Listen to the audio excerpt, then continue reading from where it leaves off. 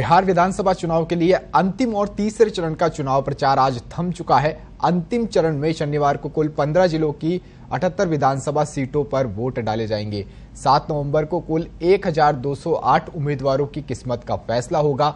वहीं तीसरे चरण की वोटिंग से पहले प्रधानमंत्री नरेंद्र मोदी ने बिहार की जनता के नाम खत लिखा है। इस पत्र में उन्होंने एनडीए के पक्ष में मतदान करने की फिर से और नीतीश कुमार के नेतृत्व में सरकार बनाने की भी अपील की है। उन्होंने बिहार के लिए किए गए विकास कार्यों का भी जिक्र इसमें किया है। पीएम मोदी ने लिखा कि इस पत्र के माध्यम से आपसे बिहार के विकास के लिए एनडीए पर विश्वास बनाए रखने के लिए एनडीए के संकल्प के बारे में बात करना चाहता हूं। पीएम मोदी ने बिहार की जनता से वोट की अपील करते हुए नीतीश कुमार के नेतृत्व में सरकार बनवाने की बात कही है और साथ ही उन्होंने कहा कि डबल इंजन की ताकत बिहार को विकास की नई ऊंचाइयों पर पहुंचाएगी।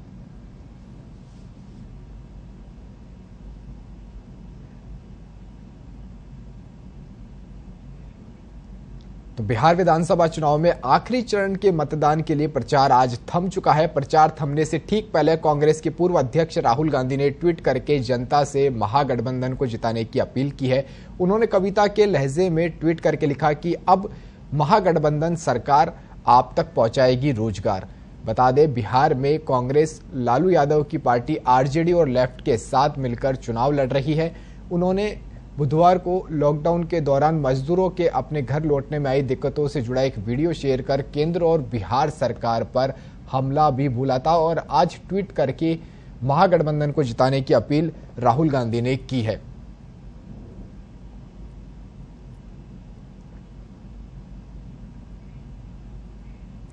तो चुनाव प्रचार के आखिरी दिन मुख्यमंत्री नीतीश कुमार ने बड़ा ऐलान किया है। उन्होंने कहा कि ये उनका आखिरी चुनाव है। मुख्यमंत्री नीतीश कुमार ने पूर्णिया में जनसभा को संबोधित करते हुए कहा कि जान लीजिए, आज चुनाव का आखिरी दिन है और परसों चुनाव है। ये उनका अंतिम चुनाव है। अंत भला तो सब भला। आपको बता दें, एनडीए गठबंधन की ओर से नीतीश कुमार मुख्यमंत्री का चेहरा है और पिछले 15 सालों से राज्य की गद्दी संभाल रहे हैं। नीतीश कुमार लगातार चौथी बार चुनाव जीतकर मुख्यमंत्री बनने की कोशिश में जुटे हुए हैं और वो पुरानी चुनावी जंग में से अपनी उपलब्धियों को भी गिना रहे हैं। अपने लंबे कार्यकाल के बावजूद वो अपनी सभाओं में कह रहे हैं कि फिर से मौका मिला तो वो बचे हुए काम पूरा करके बिहार को विकसित राज्य बना देंगे। नीतीश कुमार ने साल 1977 में अपना पहला चुनाव लड़ा था। आज चुनाव का आखिरी दिन है, अब परसों चुनाव है और ये मेरा अंतिम चुनाव है। अंत भला तो सब भला। अब आप बताइए, वोट दीजिएगा ना इनको? हाथ उठा के बताइए। बहुत बहुत धन्यवाद। हम इनको जीत का माला समर्पित कर दें, जीत का माला समर्पित करें। बिहार विधानसभा चुनाव के लिए तीसरे और अंतिम चरण के लिए शनिवार 7 नवंबर को मतदान होना है और 15 जिलों की 78 सीटों के लिए चुनाव प्रचार का आज अंतिम दिन रहा। ऐसे में सभी राजनीतिक पार्टियों ने अपने अपने उम्मीदवारों के लिए पूरी ताकत झोंकी। इस चरण में चुनाव आयोग के निर्देशों के अनुसार यहां मतदान समाप्ति के 48 घंटे पहले ही चुनाव प्रचार समाप्त हो चुका है। इस बीच भाजपा के राष्ट्रीय अध्यक्ष जेपी नड्डा ने राजद पर तंज कसते हुए कहा कि लाठियां भाजने वाले आज कहते हैं कि कानून का राज लाएंगे। भाजपा अध्यक्ष जेपी नड्डा ने कहा कि ये चुनाव बिहार के भविष्य का है। एक तरफ बिहार का विकास करने वाले लोग हैं तो दूसरी तरफ बिहार को विनाश की तरफ पहुंचाने वाले लोग हैं। लालू जी ने लाठी भाजन रैली बुलाई थी कि नहीं बुलाई थी, आज ये बोलते हैं कि हम कानून का राज लाएंगे और जब कानून का राज था तब लाठी भाजते थे। तो जेपी नड्डा ने आज राजद पर हमला बोला है। मित्रों, ये चुनाव सिर्फ प्रत्याशी का ही नहीं है, ये चुनाव बिहार के भविष्य का है। हम कैसा बिहार देखना चाह रहे हैं, हम बिहार को कहां ले जाना चाह रहे हैं।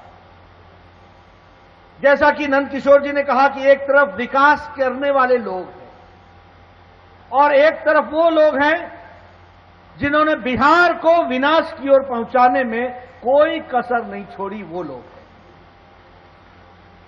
और मैं कहने के लिए नहीं कह रहा हूं, मैं आप बीती बता रहा हूं। आज से 15 साल पहले चुनाव होता था तो क्या बोलते थे? बोलते थे हम भैंस के पिठिया पर बैठ के चराने जाते थे। हम चुनाव में 15 साल पहले क्या बोलते थे? तेल पिलावन और लाठी भाजन। करते थे कि नहीं करते थे? हां या ना? पीछे के लोगों से सुनना चाहता हूं, कहते थे कि नहीं? ये लालू जी ने लाठी भांजन रैली बुलाई थी कि नहीं बुलाई थी? आज ये बोलते हैं हम कानून का राज लाएंगे। जब कानून का राज था तो लाठी तेल पिलावन और लठिया भांजन, तब लाठी भांजते थे। आज ये विकास की बात कहने लगे। मित्रों, ये विकास की बात नहीं कह रहे। ये मोदी जी ने विकास का ऐसा मंत्र दिया है, भारत की राजनीति में नई संस्कृति लेके आए, नया चाल चरित्र लेकर के आए कि अब मजबूरी में इनको भी विकास की बात करनी पड़ रही है, अन्यथा यह विनाश की ओर जाने वाले लोग हैं। वहीं लोक जनशक्ति पार्टी के अध्यक्ष चिराग पासवान ने सीएम नीतीश कुमार को अपने टारगेट पर लेते हुए दावा किया कि 10 नवंबर को मुख्यमंत्री नीतीश कुमार को मुख्यमंत्री आवास खाली करना पड़ेगा। उन्होंने कहा कि पहले 2 चरण के जिस तरह से रुझान सामने आ रहे हैं और प्रत्याशियों और कार्यकर्ताओं में जो उत्साह देखने को मिल रहा है, उससे लगता है कि अधिकांश सीटों पर लोजपा की जीत तय है। उन्होंने कहा कि ये भी साफ है कि आगामी 10 नवंबर को भाजपा के नेतृत्व में भाजपा और लोजपा की सरकार बनने वाली है। इतना जरूर मैं स्पष्ट करके बता दूंगा आप लोगों को कि भाजपा के नेतृत्व में जो मैं डे 1 प्रचार की जब से शुरुआत हुई थी उस दिन से मैं इस बात को कह रहा हूं कि भाजपा के नेतृत्व में भाजपा लोजपा सरकार बनेगी। इसमें अब इसके बाद कोई संदेह बचता नहीं है। और बल्कि मैं आग्रह भी करूंगा कि जितने बिहारी हैं, जो भी चाहता है कि भैया भाजपा के नेतृत्व में सरकार बने, भाजपा लोजपा की सरकार बने, एक भी मत अपना बर्बाद नहीं करें जनता दल यूनाइटेड को देकर। इस बात को मैं पहले भी मैं कह चुका हूँ, इस बात को मैं पहले भी कह चुका हूँ कि एक एक वोट जो जनता दल यूनाइटेड के प्रत्याशियों को जाएगा वो कहीं ना कहीं बिहार को बर्बादी की कगार पर लाकर खड़ा कर देगा। पहले ही पलायन की समस्या से हम लोग इतने ज़्यादा परेशान हैं। पिछले 15 सालों में जिस तरीके से मुख्यमंत्री नीतीश कुमार जी की नीतियों की वजह से बिहार से पलायन और ज़्यादा बढ़ा है, जिस तरीके से मुख्यमंत्री जी के कारण से बिहार की व्यवस्था और ज़्यादा खराब हुई है, उसी वजह यही तमाम चीज़ें कारण है कि आज की तारीख में जनता दल यूनाइटेड के तमाम प्रत्याशियों से और मौजूदा मुख्यमंत्री नीतीश कुमार जी से जनता का विश्वास, बिहारियों का विश्वास पूरी तरीके से उठ चुका है। आज साथियों, जब मैं यहाँ आप लोगों के बीच मौजूद हूँ, हम लोग सब जान रहे हैं कि तीसरे फेज में चुनाव चल रहा है। अधिकांश हिमाचल का हिस्सा उसमें चुनाव मतदान में लोग जाएंगे अपना मत डालने वहाँ पर। आज मैं जानना चाहता हूँ मौजूदा मुख्यमंत्री से, और जब से चुनाव की शुरुआत हुई है तब से मैं उनसे बार बार ये सवाल कर रहा हूँ। मुख्यमंत्री बहरहाल नीतीश कुमार जी मेरे ऊपर व्यक्तिगत टिप्पणी करने से उनको कोई परहेज नहीं है। तुरंत वो सामने आते हैं, मेरे ऊपर व्यक्तिगत टिप्पणी करते हैं, मेरे बारे में तमाम तरीके की बातें कही जाती हैं, तमाम तरीके की चीज़ें मेरे बारे में लीक की जाती हैं, वीडियोस से लेकर तमाम तरीके की थ्योरीज मेरे बारे में साझा करने का मुख्यमंत्री नीतीश कुमार जी के पास पूरा समय है। पर एक सवाल जो मैं पहले दिन से पूछ रहा हूँ, आज आखिरी दिन है चुनाव प्रचार का, अगर वो आज भी इस बात का जवाब दे दें तो मैं मानूंगा कि हमारे मुख्यमंत्री नीतीश कुमार जी ने कुछ किया। मैं डे 1 से पूछ रहा हूँ कि पिछले 5 साल की मुख्यमंत्री नीतीश कुमार जी अपनी कोई एक उपलब्धि बता दें, एक उपलब्धि बता दें कि भैया 5 साल में उन्होंने या उनके विधायकों ने या उनके मंत्रियों ने ऐसा क्या किया जिसकी वजह से जनता उन पर विश्वास रखकर उन्हें पुनः अगले 5 साल के लिए उन्हें चुने। और दूसरी ये बात भी जरूर बताएं कि अगले 5 साल का उनका रोड मैप क्या है। पूरा चुनाव प्रचार समाप्त हो गया, उसमें सिर्फ हम लोग ये सुनते रहे कि भैया हमने तो इतना काम किया है, हमने तो इतना काम किया है, हमारा तो सेवा ही हमारा धर्म है, सेवा के बिना हम कुछ जानते ही नहीं है। भैया सेवा में आप किए क्या, बता तो दीजिए एक बार।